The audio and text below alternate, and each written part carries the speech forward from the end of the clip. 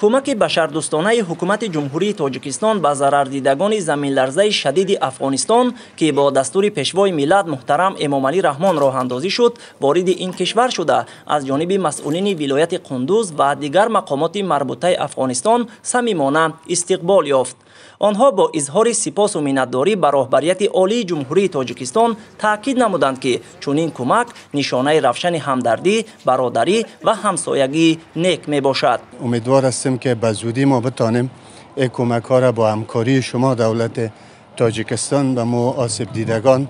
به شکل درست و شفافش برسانیم تا ای که آسیب دیدگان از این کمک ها مستفید شوند و از سایر کشورهای دنیا که با خلق افغانستان خصوصا با آسیب دیدگان ولایت کنر مثل دولت تاجیکستان همکاری کردن، از اونا هم سپاسگزاری کردن. کمک‌های بشردوستانه از قبیل مواد خوراکی، مواد ساختمانی، همه نمود تجهیزاتی که برای روزگار ضرورند برده تا مکان ضرردیدگان میرسونیم. ساکنان ولایت کنر که بر اثر زمین‌لرزه شدید تلفات زیادی جانی و خسارات اقتصادی دیده روزهای دشوار را پس سر میکنند، با این عمل بشردوستانه دستگیری سریع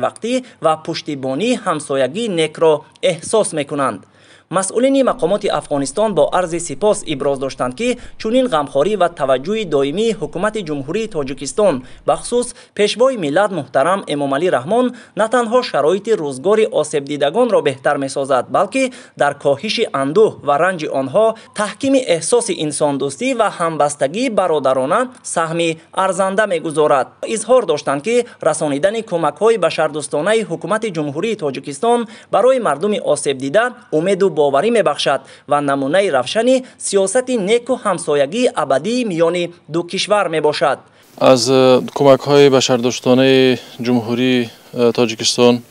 که از طرف رهبری جمهوری تاجیکستان به مردم زلزله زدگان ولایت کنر شدن اظهار سپاس میکنیم، اظهار تشکری میکنیم از مردم شریف تاجیکستان و همچنین از رئیس جمهور و تمام اراکین دولتیشان اظهار سپاس که در